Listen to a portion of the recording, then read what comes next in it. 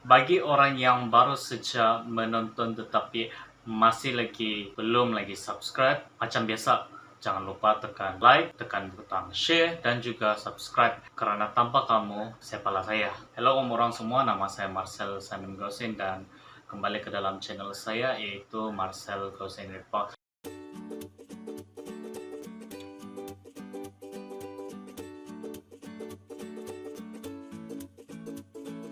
Dan ini hari saya mau cakap pasal tentang kehidupan saya sebagai seorang manusia, di mana saya ada adik-beradik kembar. Saya mempunyai kembar dan semua tarikh lahir yang sama, ya, dalam arti kata lain, umur sama, ketinggian sama, tempat lahir sama, dan hari lahir yang sama. Apa baca saya cakap nih? Saya dilahirkan di Hospital Queen Elizabeth, di mana pada zaman itu dia mempunyai sebuah bangunan lama tapi kini sudah runtuh sudah. Kami bertiga lahir dekat sana dalam tahun 1954 lah. Sedikit latar belakang daripada saya. Ramai orang tanya tentang kembar kami, di mana kami dilahirkan secara normal. Dan bayangkan mama saya pada masa itu dia bertarung nyawa di antara hidup dan mati hanya karena melahirkan kami bertiga. Dan kini saya sudah berumur 27 tahun, sekarang sudah bekerja dan berbakti demi family saya. Since memenangkan masa pandemik ini, beliau saya masih tidak dapat pulang ke KK atas urusan pribadi dekat kampung. Maka sekarang saya tinggal bersama dengan adik kembar saya dan juga mama saya. Tapi saya mau cerita sekarang sebab saya sudah cerita pada video yang lepas.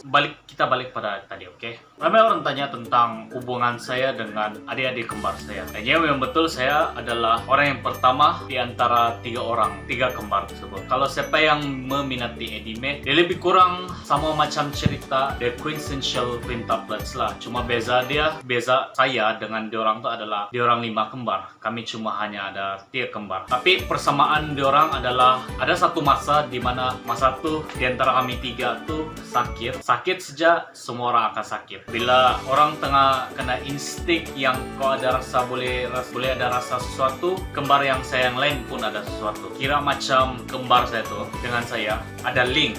Dan seterusnya kalau kawan saya atau bos saya di tempat kerja saya pernah satu kali diorang miscue dan tidak kenal mana satu saya, mana satu adik kembar saya, dan satu yang lagi tuh pada masa sekolah menengah lah, dimana kami pernah semua berpakaian sama, karakter yang sama, dan juga hairstyle rambut yang sama. Diorang terdapat agak saya, Zeno dan Oliver secara bersemuka. Ada yang mengambil masa kenal kami dalam masa paling lama 1 tahun, paling sekejap 3 bulan lah. Siapa yang kenal kami lebih cepat kurang daripada 3 bulan tuh saya ucapkan tahniah.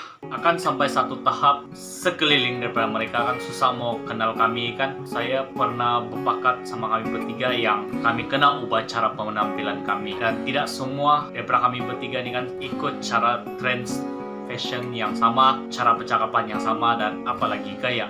Saya ambil keputusan untuk potong rambut saya. Biasanya kalau pewatakan saya adalah saya lebih kepada berambut pendek, manakala Zeno, adik saya yang pertama, adalah berambut panjang, dan yang kembar saya yang paling last, si Oliver, dia kira macam style Korea sedikit lah. Betul bukan, Bo? Jadi secara kesimpulannya dalam video ini adalah tak kisahlah kau ada kembar kah, ataupun tidak kah, ataupun anak tunggal, ataupun mempunyai adik-beradik. Kalau pertalian darah itu tiada guna juga. Ya bergantung daripada chemistry di dalam adik-beradik itu sendirilah. So maksud dia dekat sini boleh juga dikatakan yang kami ini sangat rapat, saling memerlukan. Apa yang kurang kami lebihkan, tapi apa yang terlebih kami kurangkan. Itu kalau kamu paham maksud saya lah. Dalam arti kata lain, bagaikan air yang dicincang tak pernah putus. So itu saja daripada saya. Kalau kamu bersemuka dengan saya secara berdepan pun tidak masalah juga, sebab mana tahu kalau kamu susah mau kasih agak perbezaan kami bertiga, di lain hari kami serentak berjumpa dengan kamu lah, supaya kamu senang sedikit untuk berkenalan dengan kami. Kalau kamu suka ini channel, jangan lupa tekan like, tekan share, dan juga subscribe, karena tanpa kamu siapa saya. So itu saja, saya Marcel Simon Gosin, and thanks for watching.